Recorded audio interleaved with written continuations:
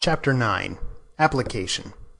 Let's take a few minutes and create some art based off of these things. Now I've done these preset paintings that I recorded in Corel Painter and played back and sped them way up so that you could just get the main idea of what I'm doing without having to sit through an hour of painting.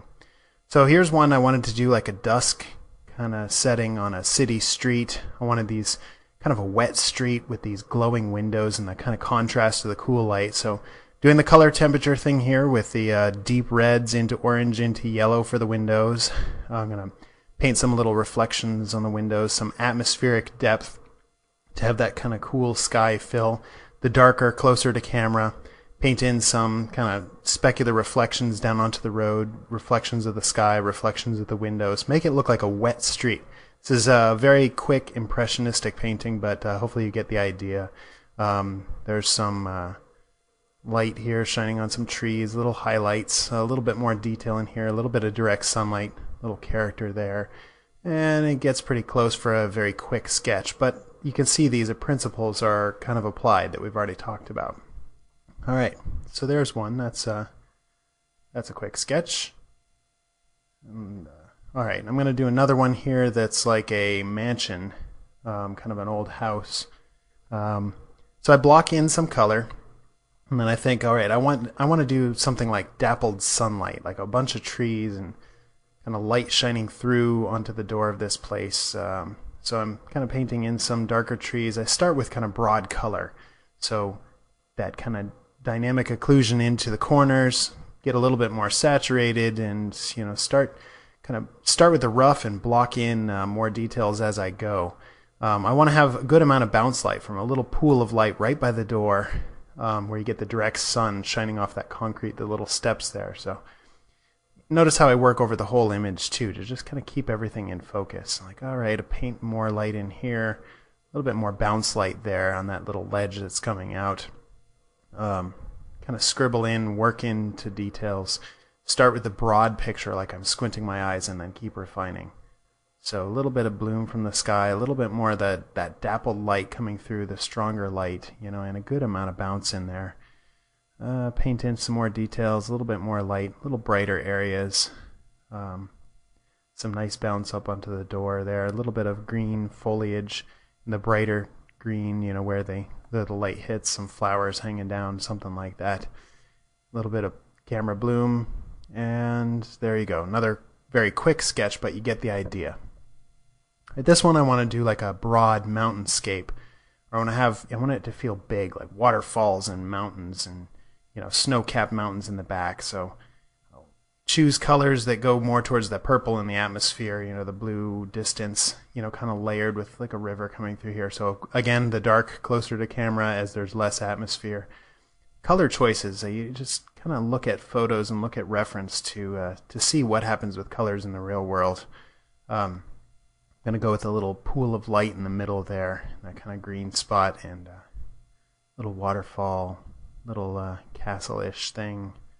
Paint on some snowy peaks with a little bit of sunlight hitting there.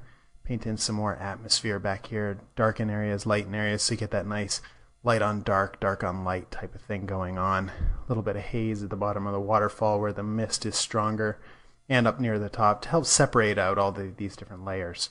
There's some more in the background here. You can kind of see a little bit of my the way my brain was working. I can find areas that don't feel strong enough and keep refining it, adding more detail, doing a little bit more sculpting of the surfaces and the shapes of these objects. A little bit more in the sky there. Still looking kind of green back there. I end up changing that. Little bits of light peeking through here and there, but lots of areas that are just shadowed. Some areas on these cliffs where it's light bouncing back. Here's where I sort of fix the sky. I'm going to add some kind of bloom here, camera bloom, to make it more haze atmosphere. Nice bright kind of colors, some darker trees in the foreground to give a little more sense of depth, and that's about it for this one. Okay, I'm going to go with more like classic portrait look here. Paint a girl standing in front of a wall. So I'm doing a nice sharp shadow, and then I'm kind of haze it out so she get that kind of effect of a shadow that stays sharp at close and then blurs a little bit. So as you can see, I'm blocking in base colors and then going, more and more detail. Again, as I'm plugging in more skin colors here, you can see I'm using deeper saturated reds and less saturated for the highlights here on her skin. Same with on the shirt there.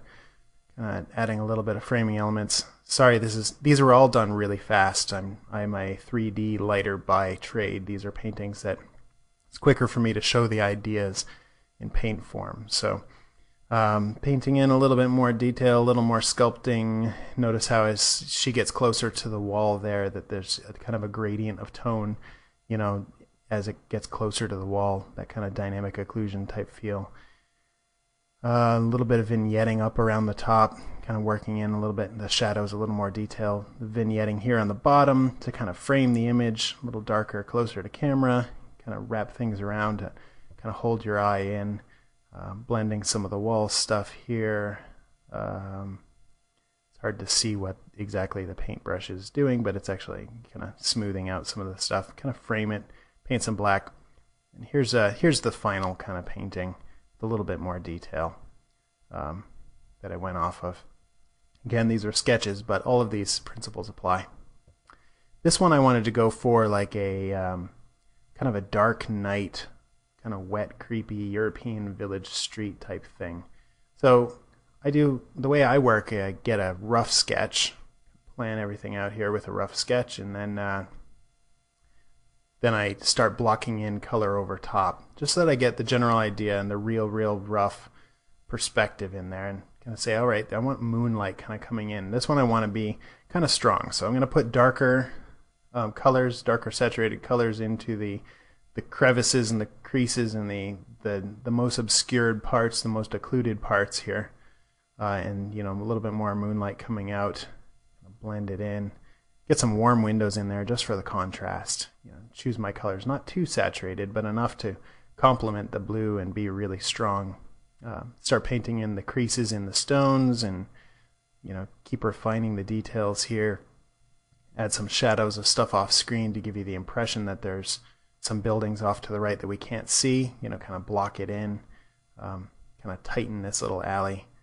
I'm thinking I need some more atmosphere to push those buildings back. I think I add that pretty soon. Maybe a little bit of drip of water kind of down the middle of the street.